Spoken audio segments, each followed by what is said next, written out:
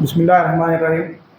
Rabbi इश्रह ली सदरी वयस्सिर ली अमरी वहलुल उक़दतम मिन लिसानी यफ़क़हू क़ौली। उस्ताद मोहतरम, अस्सलामु अलैकुम वरहमतुल्लाहि वबरकातुहू। आज जिस सूरह की अहमियत बयान करने के लिए मुझे कहा गया है वो कुरान मजीद की 34वीं सूरत सूरह नूर है। ये सूरत जुमला 24वीं सूरत सूरह नूर है। ये सूरत जुमला 34 आयत और 8 रुकू पर मुश्तमिल है। इसका नाम सूरह नूर आयत नंबर 35 के अल्लाहु नूरुस समावाती के उससे रखा गया है। इसका ज़माना नुज़ूल ग़ज़वे बनु अल मुस्तलिक़, जिसमें हज़रत आयशा रज़ी अल्लाह अन्हा के ऊपर तोहमत लगाई गई थी, उस वक्त ये सूरत नाजिल हुई। इंशाअल्लाह मैं इसका तारीख़ी पस मंज़र और इसके कुछ अहम हिदायत और अहकामात आपके सामने रखूँगा। सामाईन मोहतरम, जंग बदर की फ़तह से अरब में तहरीक इस्लामी को जो उरूज हुआ था वो ग़ज़वे खंदक के पहुँचते पहुँचते इस हद तक बढ़ चुका था कि मुशरिकीन, मुनाफ़िकीन, यहूद सब ये महसूस कर चुके थे कि ये ताकत जो महज जंग हथियार से शिकस्त नहीं दी जा सकती। जंग खंदक में ये लोग मुत्तहिद होकर 10,000 के लश्कर के साथ मदीना आए। 1 महीने के घेराबंदी के बाद नाकाम वापस जाना पड़ा। उनके जाते ही नबी सल्लल्लाहु अलैहि वसल्लम ने यह ऐलान कर दिया था कि कुरैश तुम पर चढ़ाई नहीं करेंगे, अब तुम उन पर चढ़ाई करोगे। ये इस बात का ऐलान था कि मुखालिफिन इस्लाम की क़ुव्वत के इक़दाम भी अब ख़त्म हो चुकी है। अब इस्लाम बचाव की नहीं बल्कि इक़दाम की लड़ाई लड़ेगा। फिर उसके बाद इस्लाम के उरूज, इसमें ये बात बताई गई कि इस्लाम का उरूज की असल वजह उसकी तादाद नहीं थी, उसकी स्ट्रेंथ नहीं थी, बल्कि उसका अखलाक़ी मियार था। यानी आप जब देखेंगे कि जंग बदर से लेकर जितने भी जंगें हुई, कुफ़ार और इस्लाम में उनकी तादाद बहुत ज़्यादा थी कुफ़ार की, लेकिन जीत हमेशा मुसलमानों की हुई और हक़ की हुई। वो इसलिए क्योंकि उनका किरदार बहुत आला मियार का था और उसी के चलते चलते उनका जो काफिर थे, मुशरिक थे और जो मुनाफिकीन थे, उनका किरदार जंग में नहीं बल्कि अपने आम ज़िंदगी में उस मियार का नहीं था, इसलिए वो हमेशा नाकाम रहे। जो बुरे और शरीर लोग होते हैं, जब वो दूसरों की खूबियाँ, अपनी कमज़ोरियाँ सही तौर पर देख लेते हैं तो उनकी फ़िक्र ये नहीं होती कि अपनी खामियाँ दूर करें, बस वो इस फिक्र में लग जाते हैं उसके अंदर भी दूसरों के अंदर भी अपनी जैसी बुराइयां पैदा करने की वो कोशिश करते हैं। और जब वो कोशिश नाकाम हो जाती है तो उनके ऊपर कीचड़ उछालने की कोशिश करते हैं, यानी कैरेक्टर असैसिनेशन उनका करना वो शुरू करते हैं। ये जहनियत और फिक्र ने दुश्मनान इस्लाम की सरगर्मियों को जंग से हटाकर मुसलमान के किरदार पर दाग उछालने पर लग रही थी। मुशरिकीन से ये काम लिया गया था। इसका जो पहला अटेम्प्ट जो किया गया था वो नबी करीम सल्लल्लाहु अलैहि वसल्लम ने जब ज़ैनब बिन जहश से जब निकाह किया था, जो कि ज़ैद बिन हारिसा की तलाक़शुदा बीवी थी, तो ये जब उनके ऊपर मुशरिकीन मक्का ने ये तोहमत लगाई कि नबी करीम सल्लल्लाहु अलैहि वसल्लम ने नौज़ बिल्लाह अपने बहू से निकाह कर लिया, उनसे इश्क किया, नौज़ बिल्लाह। हालांकि हज़रत ज़ैनब बिन्त जहश नबी करीम सल्लल्लाहु अलैहि वसल्लम की खूबीज़ात बहन थी। फिर जब दूसरा इल्ज़ाम जो कैरेक्टर असैसिनेशन का लोगों ने लगाया इस्लाम और उस पर, वो जब बनु मुस्तलिक़ कबीला, ये बनु खुदा की एक शाख थी, शाबान 6 हिजरी में जब नबी करीम सल्लल्लाहु अलैहि वसल्लम को इत्तला मिली कि ये लोग मुसलमानों के ख़िलाफ़ जंग की तैयारियां कर रहे हैं, इत्तला मिलते ही आप एक लश्कर लेकर उनकी तरफ रवाना हो गए, क्योंकि जब फितना उठने से पहले ही उसको कुचलने की आपने पूरी कोशिश की। उस मुहिम में अब्दुल्लाह बिन उबय भी मुनाफिकों की बड़ी तादाद लेकर आपके साथ हो गया और बताया जाता है कि मुनाफिक की सबसे बड़ी तादाद इसी जंग में थी। एक मुकाम पर जाने के बाद नबी करीम सल्लल्लाहु अलैहि वसल्लम ने जितने भी मुशरिकीन और मुनाफिकीन थे उनको ज़ाद खुर्द के बाद पूरे कबीले को माल और असबाब के तहत गिरफ्तार कर लिया। इस मुहिम से फारिग होकर जब एक मुकाम था उस पर लश्कर इस्लाम पड़ाव डाला हुआ था, एक रोज़ फिर इसमें जब वो रुके वहाँ पर, तो अब्दुल्लाह बिन उबय जो हज़रत उमर रज़ियल्लाहु अन्हु के मुलाजिम और एक जो اور ایک جو خزرت کے دونوں کے بیچ میں لڑائی ہو گئی تو عبداللہ بن ابی نے یہ بھڑکایا ان کو کہ تم لوگوں نے انصار مہاجرین کو یہاں پر لا کر بسایا، اور اس نے یہ مثال دی کہ تمہارے پالے ہوئے کتے تمہارے اوپر وہ آج تمہیں کاٹ رہے۔ جب اس کی یہ بات نبی کریم صلی اللہ علیہ وسلم کو معلوم ہوئی تو عمر رضی اللہ تعالیٰ عنہ نے یہ کہا کہ اس کا قتل کر دیا جائے۔ تو نبی کریم صلی اللہ علیہ وسلم کی اعلیٰ درفی کا یہ میعاد تھا کہ آپ نے کہا کہ عمر لوگ کیا کہیں گے، محمد اپنے ساتھیوں کو قتل کرتے ہیں۔ اس سفر سے اس نے ایک اور فتنہ اٹھایا، اور فتنہ بھی ایسا اگر نبی صلی اللہ علیہ وسلم اور صحابہ صبر، تحمل، حکمت سے کام نہ لیتے تو مدینے میں خانہ جنگی ہو جاتی۔ یہ حضرت عائشہ رضی اللہ تعالیٰ عنہ پر تہمت کا فتنہ تھا۔ واپسی میں جب مدینے سے وہ آ رہے تھے تو ایک منزل پر رات کے وقت اپنے آپ صلی اللہ علیہ وسلم نے پڑاؤ کیا، جانے کی تیاریاں کی جا رہی تھی۔ حضرت عائشہ رضی اللہ تعالیٰ عنہ جب حاجت سے فارغ ہونے کے لیے گئی اور جانے کے بعد قیام گیا، جب وہ جا رہی تھی انہیں معلوم ہوا کہ ان کا ہار پیچھے چھوٹ گیا ہے، تو وہ اپنے ہار کو تلاش کرنے گئے تو قافلہ روانہ ہو چکا تھا۔ تو آپ نے وہیں پر چادر اوڑھ کر آپ کو وہاں پر نیند لگ گئی۔ صبح کے وقت جب صفوان بن معطل السلامی رضی اللہ تعالیٰ اس جگہ سے گزرے تو آپ نے کہا انا للہ و انا الیہ راجعون۔ نبی کریم صلی اللہ علیہ وسلم کی بیوی یہیں پر چھوٹ گئی۔ انہوں نے عائشہ رضی اللہ تعالیٰ سے کچھ بات تک نہیں کی اور لا کر اپنا اونٹ ان کے پاس بٹھا دیا اور الگ ہٹ کر کھڑے ہو گئے۔ عائشہ رضی اللہ تعالیٰ اونٹ پر سوار ہو گئی اور وہ نکیل پکڑ کر روانہ ہو گئے۔ دوپہر کے قریب جب وہ لشکر سے جا ملے تو وہاں پر اب بہتان کا سلسلہ شروع ہو گیا۔ عبداللہ بن ابی نے یہ الزام لگایا کہ نعوذ باللہ عائشہ رضی اللہ تعالیٰ نے ان کے ساتھ ایسا رات گزر کے، نعوذ باللہ یہ الزام ان کے اوپر جب لگایا گیا۔ عائشہ رضی اللہ تعالیٰ کو اس بات کی خبر نہیں تھی۔ جب وہ واپس مدینہ پہنچی تو جب وہ رات میں مدینے کے باہر کے علاقے میں اپنی عادت سے فارغ ہونے کے لیے باہر گئی تو جب مصطح بن اساسہ جو والدہ تھی وہاں پر ان سے معلوم ہوا کہ جب ان کو ٹھوکر لگی تو انہوں نے کہا غارت ہو مصطح۔ تو عائشہ رضی اللہ عنہ نے کہا کہ آپ کیسی ماں ہو جو اپنے بیٹے پر لعنت بھیج رہی ہو، اور وہ بیٹا تو جنگ بدر میں شریک تھا۔ تو آپ نے فرمایا، آپ نے پورا اس کا قصہ سنایا۔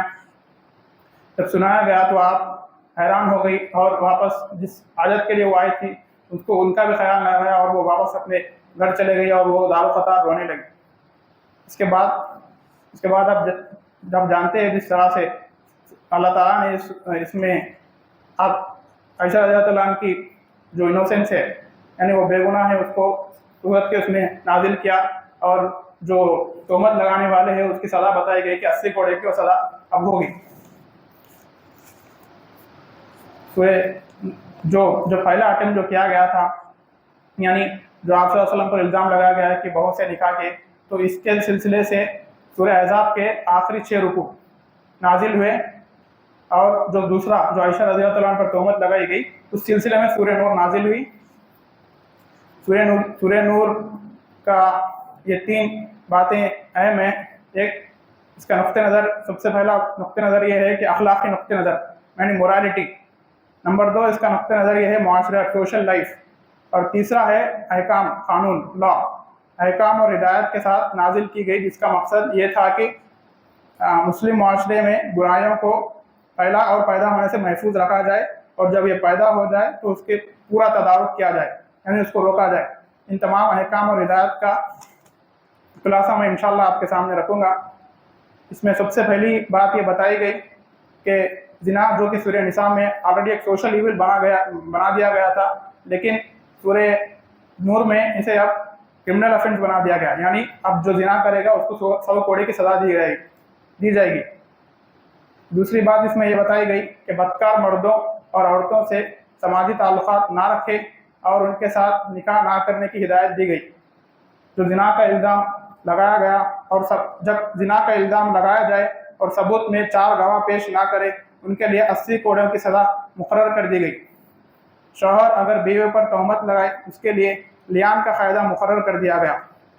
حضرت عائشہ رضی اللہ عنہ کا الزام کے بارے میں یہ کہا گیا کہ آنکھیں کھلے بند کر شریف آدمی کے خلاف ہر قسم کی تہمت قبول نہ کر لیا کرو، اور پھیلاتے نہ پھرو، اس طرح کی افواہ اڑ رہی ہو تو انہیں دبانا چاہیے۔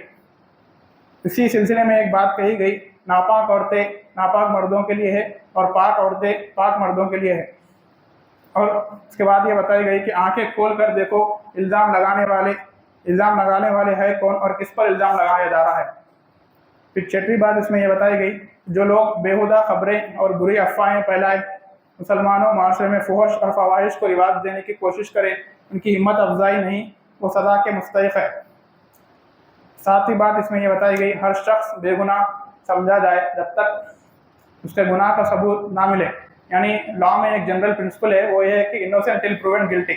جب تک کسی پر الزام لگایا گیا تو جبھی اس کا وہ جو ہے ملزم قرار نہیں ہوتا، اس کو جب تک ثبوت ہو کر وہ کنوکٹ نہ ہو جائے جب تک وہ انوسینٹ ہی ہے۔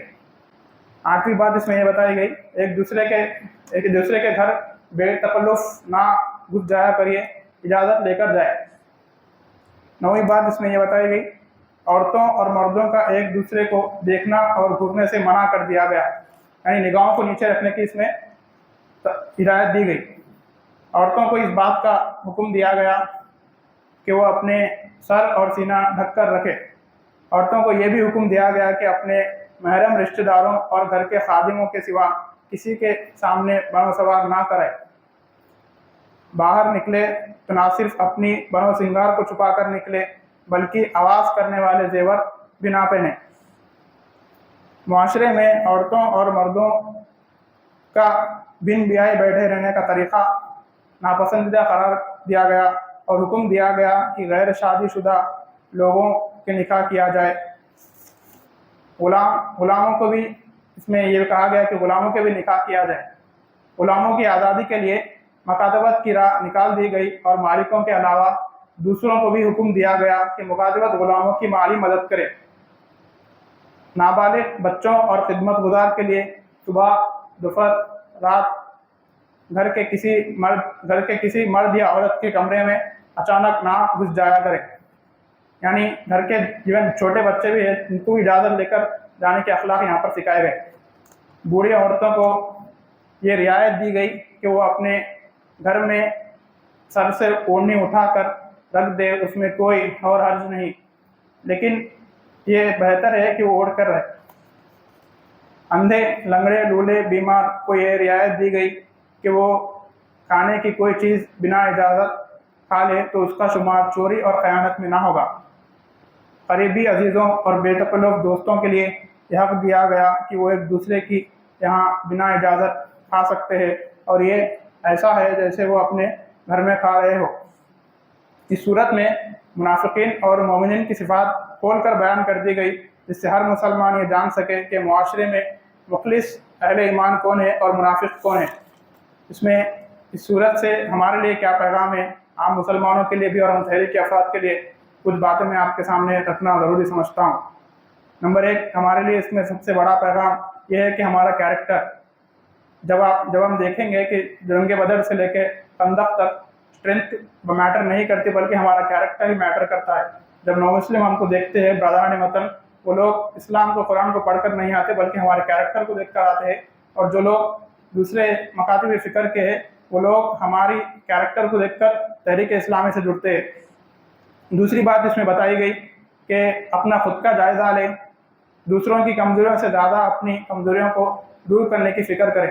جس طرح سے آپ نے سنا کہ منافقین کی یہ صفت سب سے بڑی صفت تھی کہ وہ اپنی کمزوریوں پر نہ فوکس نہیں کر دوسروں کی کمزوریوں پر وہ دیکھتے تھے اور اس پر کیچڑ اچھالنے کی کوشش کرتے تھے۔ تو یہ چیز ہمیں دیکھنا چاہیے کہ ہمیں اپنی کمزوریوں پر فوکس کرنا چاہیے زیادہ تر۔ دوسروں کی کمزوریوں سے ہمارے سے کچھ لینا دینا نہیں ہے، بلکہ ہمارا جائزہ ہمیں خود کو لے کر اسے درست کرنا چاہیے۔ تیسری چیز اس کا پیغام یہ ہے کہ مخالفین کا جواب صبر، اعلیٰ ظرفی، حکمت و دانائی سے دیا جائے۔ یعنی آپ نے اس میں دیکھا کہ جس طرح سے بہتان لگایا گیا تھا، لیکن جواب میں جو سورہ نور نازل ہوئی وہ اس طرح کی نہیں تھی، بہت ہی اخلاق کے دائرے میں رہ کر اس میں مخالفین کو کاؤنٹر کیا گیا۔ چوتھی چیز اس میں ہمارے لیے اس میں پیغام ہے کہ ایک دوسرے کے باہمی تعلقات کو ہم سدھاریں، ہمارے باہمی تعلقات مضبوط ہو جس سے مخالفین ہمارے اندر پھوٹ پیدا نہ کر سکے۔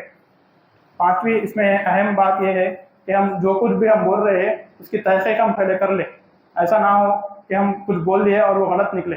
इसीलिए इसमें ये बात कही गई, अगर कोई बात बिना तहकीक के अगर कोई करता है और उस पर तोहमत लगाता है तो उसे 80 कोड़े मारने का हुक्म इसमें दिया गया है।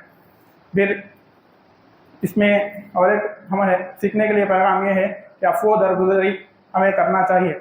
इस तरह से आपने इसमें देखा कि मिस्ताह बिन उसासा जो थे उन्होंने वो भी उसमें शामिल हो गए थे आयशा रज़ियल्लाहु अन्हा के तोहमत लगाने में, उसमें वो भी उसमें शामिल हो गए थे। लेकिन बाद में बात मालूम होती है कि हज़रत अबू बकर रज़ियल्लाहु अन्हु ने उनकी किफ़ालत बाद में की और वो बाद में उनको भी उनकी किफ़ालत पहले से भी करते थे, लेकिन ये तोहमत लगाने के बाद भी उनकी किफ़ालत करते थे, उनके घर में उनकी खिदमत करते थे, उनके राशन पहुँचाते थे। तो ये कुछ बातें थी जो मैंने आपके सामने रखी। मैं अल्लाह ताला से दुआ करता हूँ कि अल्लाह ताला ये जितने भी मोमिन की सिफ़ात इसमें बताई गई वो हमारे अंदर पैदा फरमाए और मुखालिफिन की साजिशों से हमें महफूज रखे और उसके नूर से हमारी ज़िंदगियों को भर दे। आमीन। आखिर दावाना अल्हम्दुलिल्लाहि रब्बिल आलमीन।